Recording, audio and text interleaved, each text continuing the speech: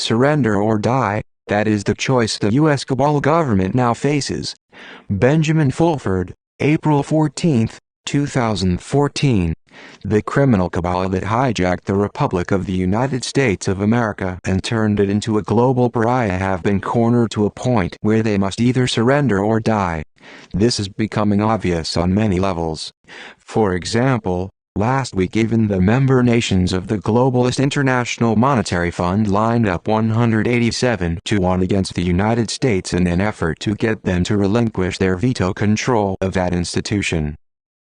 Even more troubling for the families that control the Federal Reserve Board has been the massive ongoing attack on their petrodollar.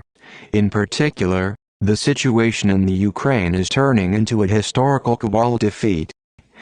President Vladimir Putin of Russia has begun insisting that Europe and the Ukraine pay for their supplies of Russian gas with something other than US dollars. The Europeans have little choice but to agree to this, thus sealing the fate of the petrodollar. U.S. corporate government President Barack Obama, working under orders from puppet masters like George Soros, tried convincing the Middle Eastern oil-producing countries to drive down the price of oil and bankrupt Russia but was rebuffed.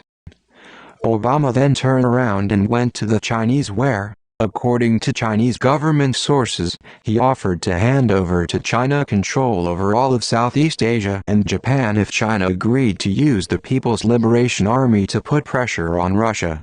The Chinese, however, are fully aware that Obama represents the same regime that tried to kill most of China's population with ethnically targeted bioweapons a few years ago and thus will not make a deal with them against Russia.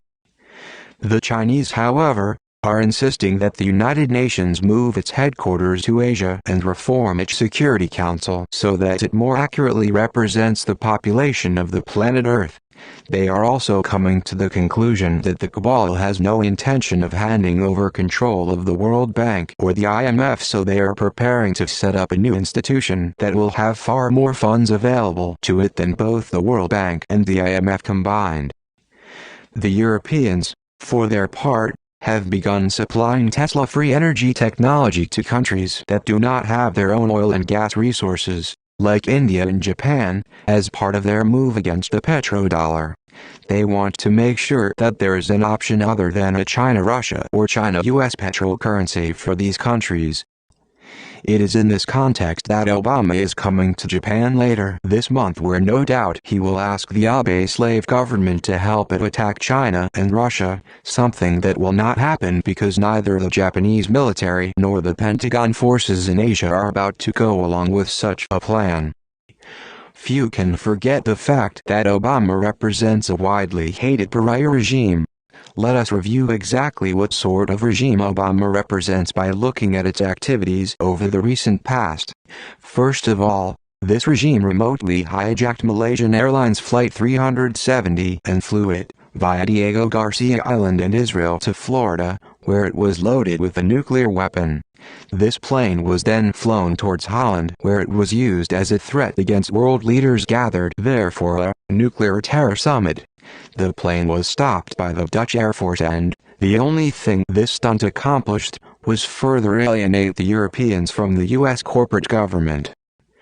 After his threats failed, Obama asked both Iran and Saudi Arabia, as mentioned above, to help drive the price of oil down and bankrupt Russia.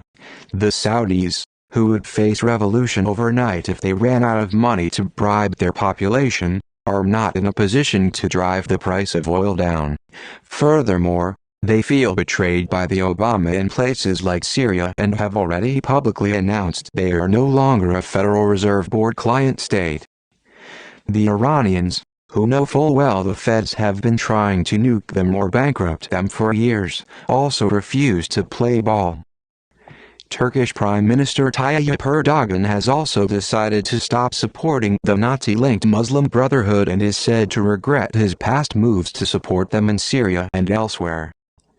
It was in this dire context that last week representatives of the Rockefeller and Bush families had negotiations with the representative of the White Dragon Society.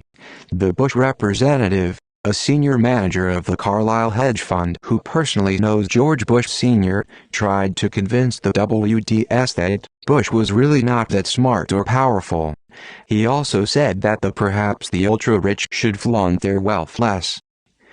The Rockefeller representative cited all the recent progress in computer technology, such as smartphones with GPS and super high-resolution TV screens, as proof the U.S. cabal was doing a good job.